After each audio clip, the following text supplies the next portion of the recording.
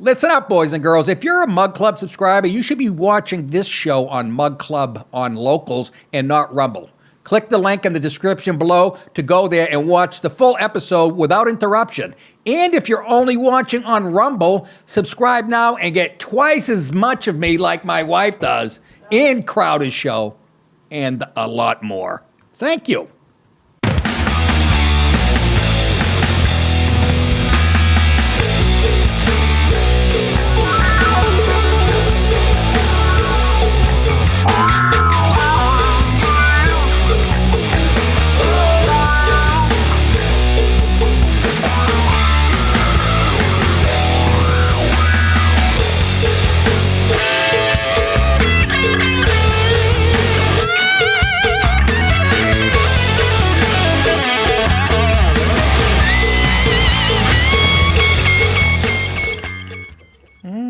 You know, Mr. DePaolo, I'm really proud of you. You should be.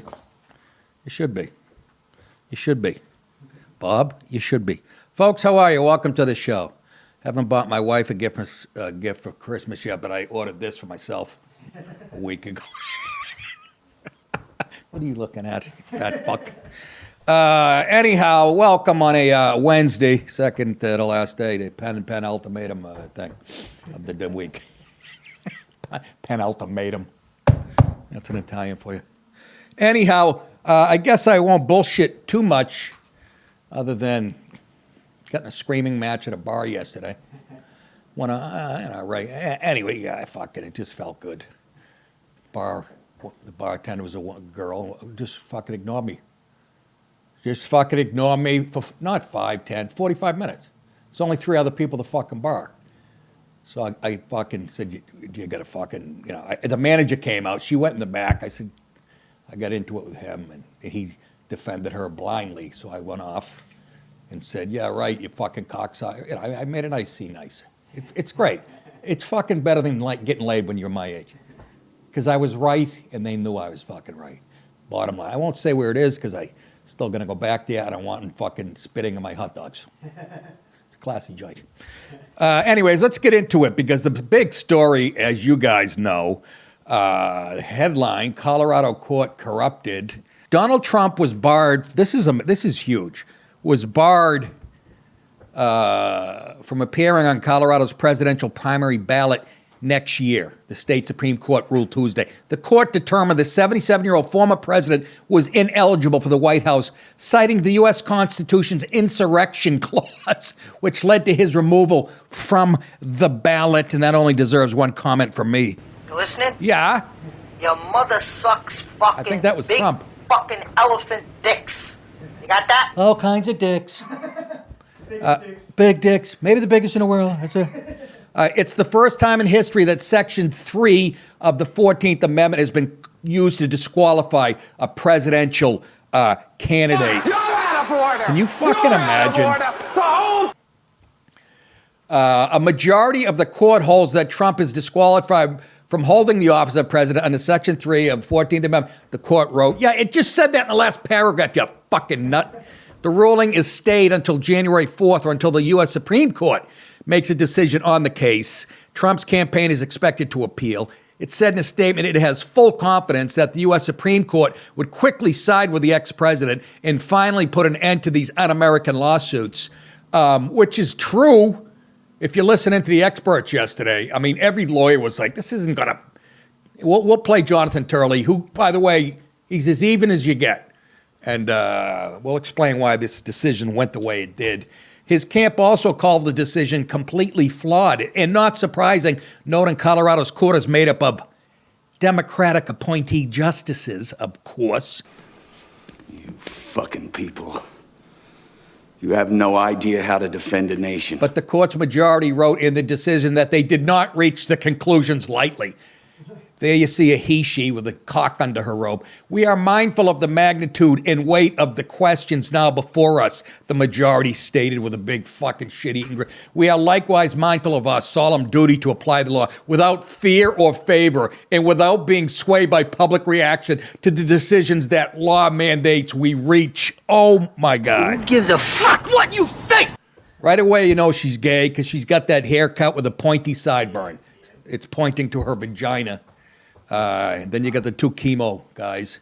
The determination was reached after an early ruling by a lower court judge named Judy Scheinlein. It's Judge Judy. Come on. Rejected the lawsuit. That judge found Trump incited an insurrection after refusing to accept the 2020 presidential election results, but he could not be disqualified because it was not clear if the provision was meant to cover the commander-in-chief. Just a little, just a little gray area.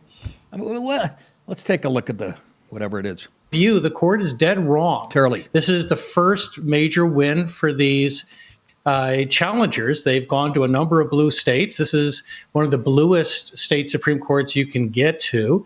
Even with that, it's split. Bluer than my balls. I think the opinion is really chilling, and I think that the Supreme Court will make fast work of this theory. I hope it does. But I think this court, did great damage to its own integrity with this opinion. You are correct, sir. What they're worried about is opening up a fucking, then it'll be tit for tat. Now, Republicans will do it. I mean, they're acting like he was in the fucking rotunda leading everybody with a sword. It's just outrageous. And the fact that anyways, Turley commented one more time. Yeah, when you read this opinion, the one thing that keeps on recurring in your mind is, where's the limiting principle here? What would not satisfy this test? Not that it's so broad. It's ridiculous. You don't even have to be. I'm not going to pretend I know the Constitution like this guy, but everybody else. I'm waiting. I haven't heard from Dershowitz, but I'm sure he would agree with that. Anyhow, Let me tell you a little bit about each one of the justices real quick. I'll just fucking speed read for you. Meet the 4 Dem-pick Colorado justices who kicked Trump off the ballot.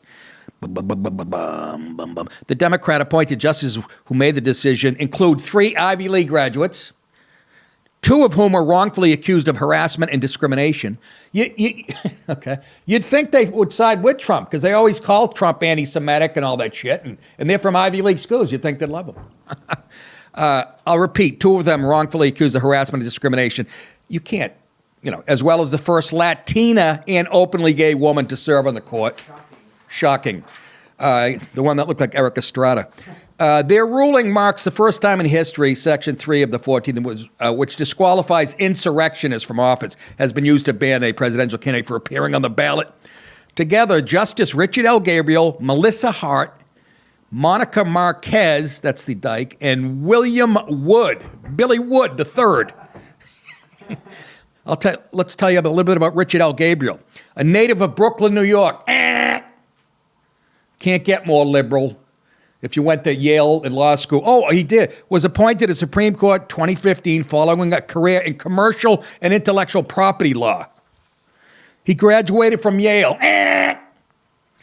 earning a Bachelor of Arts degree in in American Studies. Went on to obtain his law degree, University of Pennsylvania. Wow.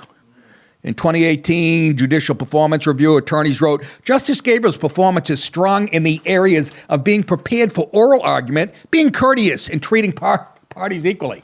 They say that about all of them.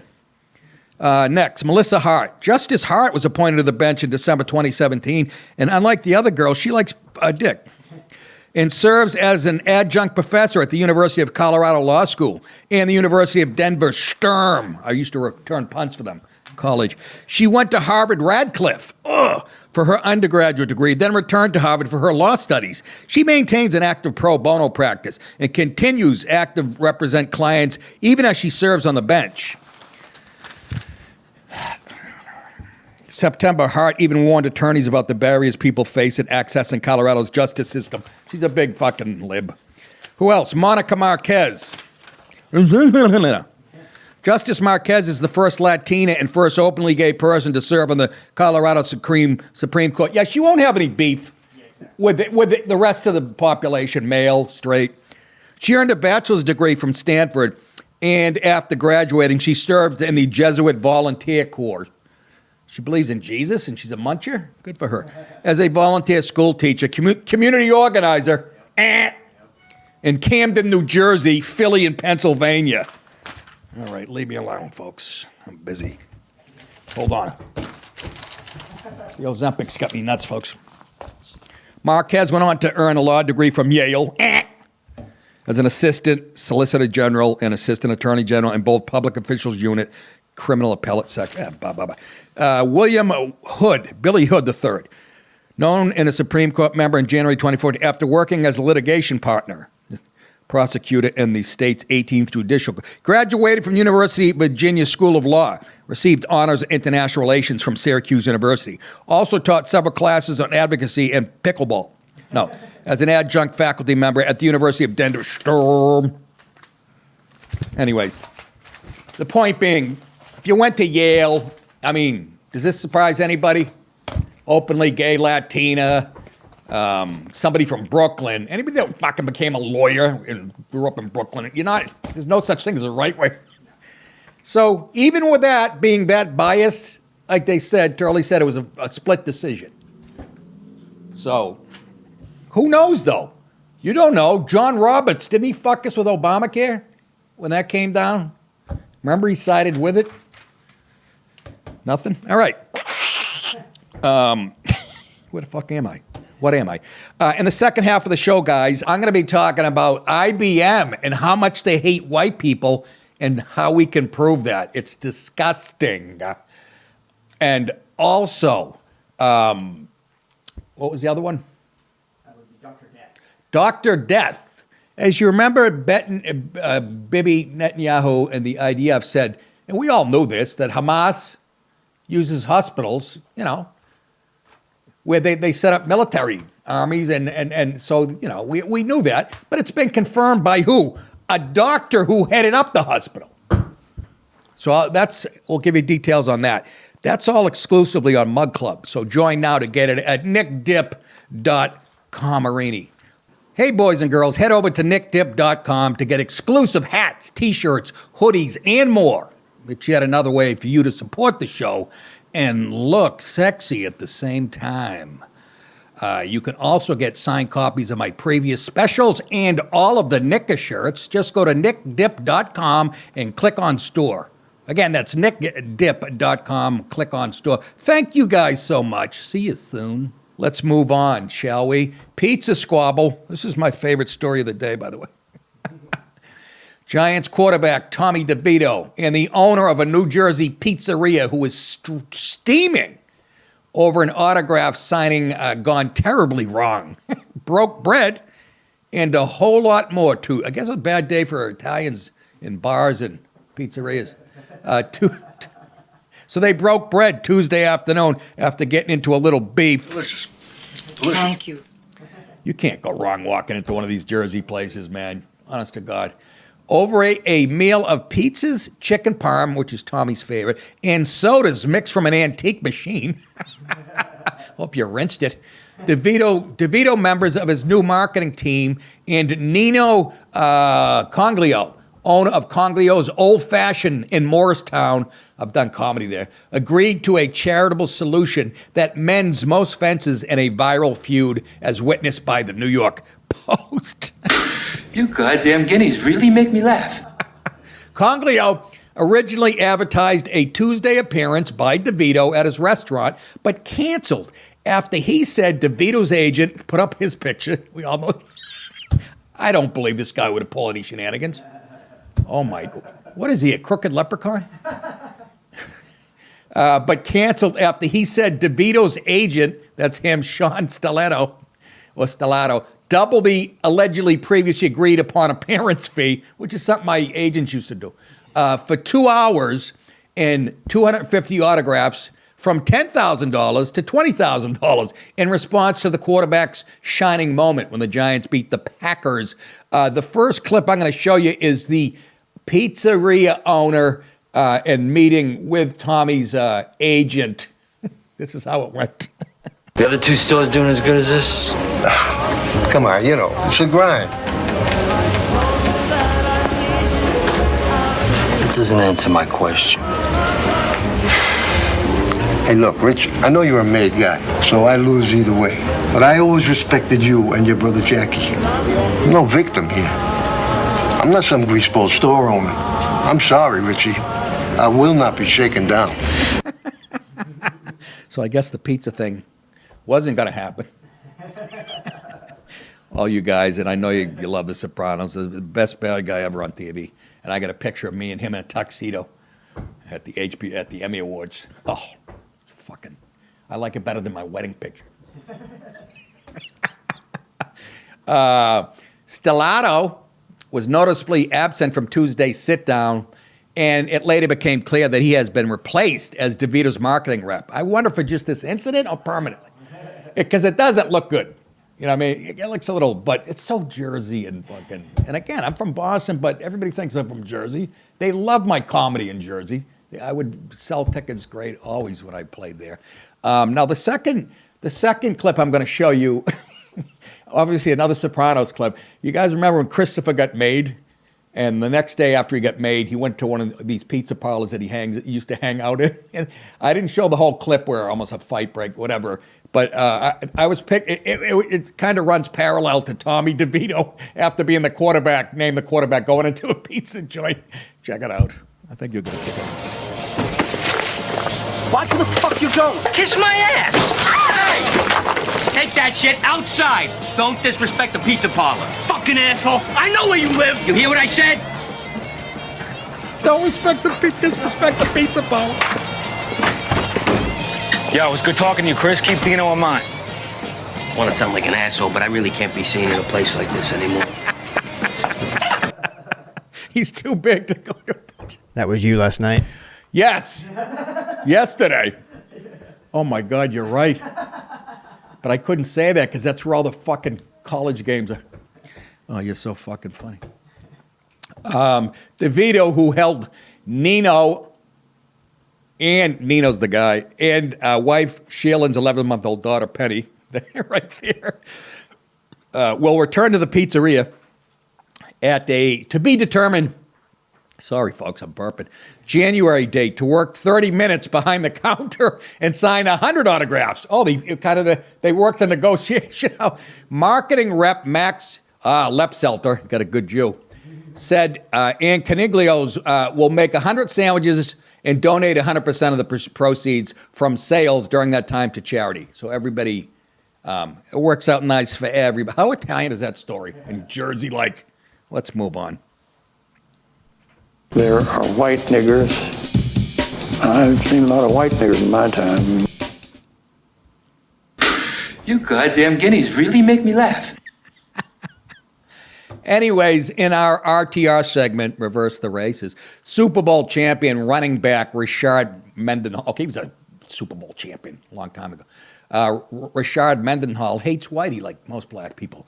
Had enough of the NFL analysts, specifically, and this is quotes, average white guys, as he explained on social media. Just try that if you're a fucking white guy. I'm sick of, wouldn't you just love to hear, like, I don't know, Troy Aikman, Joe Bucko. I'm sick of black football players who still sell drugs when they're playing in the NFL and smack their wives around. I'm sick of thugs. Just throw that out. It wasn't exactly clear who Mendenhall was directing his ire at, but his post on X came a few hours after he commented on the criticism of the Pittsburgh Steelers head coach Mike Tomlin. Boy, they fucking love to dish it out, but when you so much is and by the way, Mike Tomlin, I love him because he played in the league and he seems like I like that he's got his cry, and he seems like, a fucking hard guy.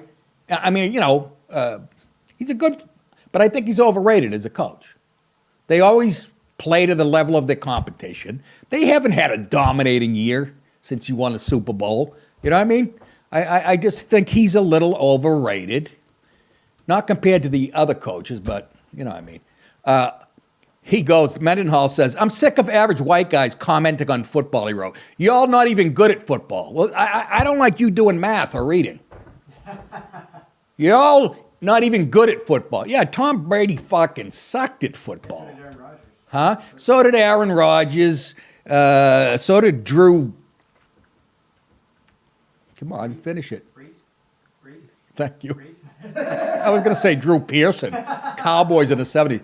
He says, y'all not even good at football. Can we please replace the Pro Bowl with an all black versus all white bowl? You see the mentality? You see his life? That's all. He sees black. That's all. He sees it through the lens of black and white.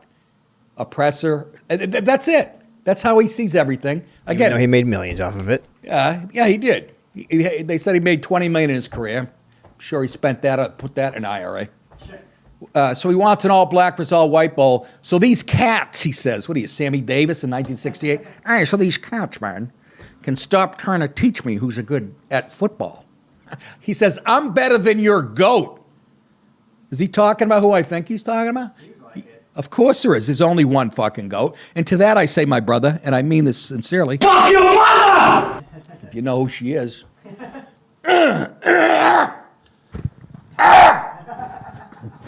Leave it in. Leave it in. You people don't like it tough. I have cancer. Anyways, former Houston Texans star J.J. Watt joked about what an all-black versus all-white bowl would look like. And he handled it well because he has to.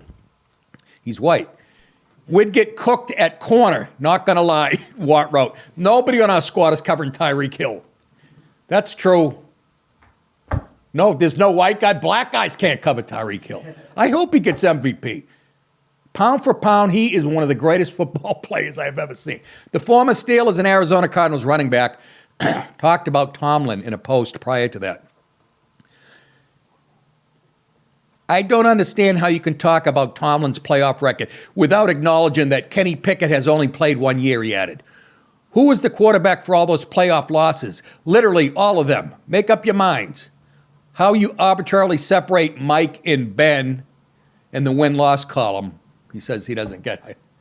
What's his point, Dallas? I have no idea. Huh? Nobody does. He's so Trying to sound stupid. He's so intelligent. stupid. So fucking stupid. So you're blaming the playoff losses on the white quarterback? I don't know what the fuck he's trying to say. Hey, for those of you on Mug Club, stick around for the second half of the show. Everyone else, go to Nick DiPaolo or nickdip.com. Join to get my full, the great Steven Crowder's full show, and a whole lot more. And while you're there, click on the tour button, and you'll see a date, May 11th. I will be at the Count Basie Theater in Red Bank, New Jersey. And I want to thank the boys at Crowder and Steven himself and everybody there. They're so good to me. They put up a sizzle reel of some of my stand-up. Anyways,